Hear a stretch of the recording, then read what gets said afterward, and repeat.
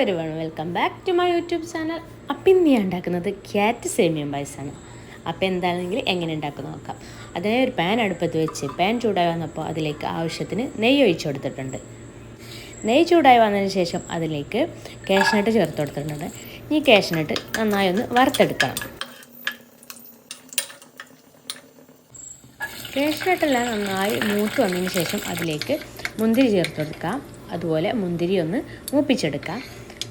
നന്നായി മൂത്തിന് ശേഷം ഇതെല്ലാം ഒരു പാത്രത്തിലേക്ക് കോരി മാറ്റാം. പിന്നീട് ആ നെയ്യിലേക്ക് തന്നെ ചോപ്പ് ചെയ്ത് വെച്ച ക്യാരറ്റ് ചേർത്ത് കൊടുക്കാം. ഞാനിവിടെ 2 ക്യാരറ്റാണ് എടുത്തിട്ടുള്ളത്. നന്നായി ചോപ്പ് ചെയ്ത 2 ക്യാരറ്റ് ചേർത്ത് കൊടുത്തിട്ടുണ്ട്. ഇനി ക്യാരറ്റ് നന്നായി മൂപ്പിച്ചെടുക്കണം.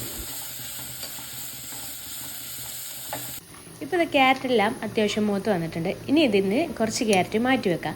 നമ്മുടെ പായസം ഡെക്കറേഷൻ ചെയ്യാൻ വേണ്ടിയിട്ട് മാറ്റി വെക്കാം. ഓപ്ഷണലാണ്. നിങ്ങൾക്ക് ഡെക്കറേഷൻ ചെയ്യണമെന്നുണ്ടെങ്കിൽ മാറ്റി വെക്കാം, അല്ലെങ്കിൽ മാറ്റി വെക്കണ്ട. പിന്നീട് അതിലേക്ക് നമ്മുടെ സേമിയം ചേർത്ത് കൊടുക്കാം. എന്നിട്ട് ഈ സേമിയനും നന്നായി മൂപ്പിച്ചെടുക്കാം.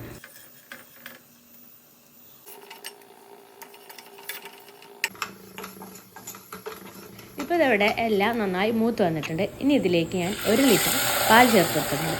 ഞാനിവിടെ 1 ലിറ്റർ പാലിനെ കൊണ്ട് ഉണ്ടാക്കുന്ന പായസത്തിൻ്റെ അളവാണ് പറയുന്നത്.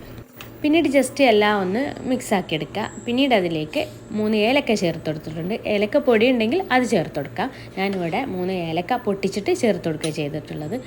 ശേഷം നന്നായി ഒന്ന് മിക്സ് ചെയ്തെടുക്കുക. ഇനി നമ്മുടെ സേമിയ നന്നായി വെന്ത് വരണം. അതുവരെ വെയിറ്റ് ചെയ്യാം.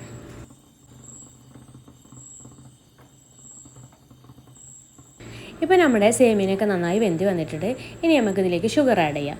സേമിയ വേകുന്നതിന് മുന്നേ ഷുഗർ ആഡ് ചെയ്ത് കഴിഞ്ഞാൽ നമ്മുടെ സേമിയ വേഗം കുറച്ച് താമസം പിടിക്കും. അതുകൊണ്ട് തന്നെ ഞാൻ ആദ്യം സേമിയ വേവിച്ചിട്ട് ശേഷമാണ് ഇതിലേക്ക് പഞ്ചസാര ചേർത്ത് കൊടുക്കുന്നത്. പിന്നീട് അതിലേക്ക് കുറച്ച് ഉപ്പും ചേർത്ത് കൊടുക്കുക. ഓപ്ഷണലാണ്, പക്ഷേ ചേർത്ത് കൊടുത്താൽ നമ്മുടെ മധുരം ഒന്ന് ബാലൻസ് ചെയ്യും. അതുകൊണ്ട് തന്നെ ഞാൻ പായസം അങ്ങനത്തെ ഒക്കെ ഉണ്ടാക്കുമ്പോൾ കുറച്ച് ഉപ്പ് ചേർത്ത് കൊടുക്കുന്നുണ്ട്. ഇതെല്ലാം ചേർത്തതിന് ശേഷം നന്നായി ഒന്ന് മിക്സ് ചെയ്തെടുക്കുക. ഇപ്പോൾ നമ്മുടെ പായസം ഏകദേശം ഇവിടെ ആയി കഴിഞ്ഞു.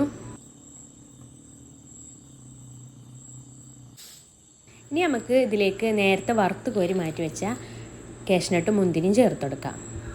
പിന്നീട് എല്ലാം ഒന്ന് ജസ്റ്റ് ഒന്ന് മിക്സ് ചെയ്തെടുക്കാം.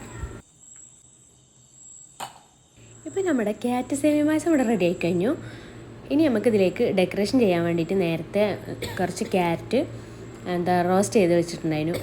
അത് ഇതിലേക്ക് ചേർത്ത് കൊടുക്കാം. അപ്പോൾ സിമ്പിളായിട്ട് ഉണ്ടാക്കാൻ പറ്റിയ ഒരു പായസത്തിൻ്റെ റെസിപ്പിയാണിത്. അപ്പോൾ നല്ല ടേസ്റ്റിയാണ്, ഹെൽത്തിയാണ്. അപ്പോൾ ഒന്ന് ട്രൈ ചെയ്ത് നോക്കുക. അപ്പോൾ എൻ്റെ വീഡിയോ ഇഷ്ടപ്പെട്ടാൽ ലൈക്ക് ചെയ്യുക, കമൻറ്റ് ചെയ്യുക, ചാനൽ സബ്സ്ക്രൈബ് ചെയ്യുക. അപ്പോൾ ഞാൻ പോയി ടാറ്റാ.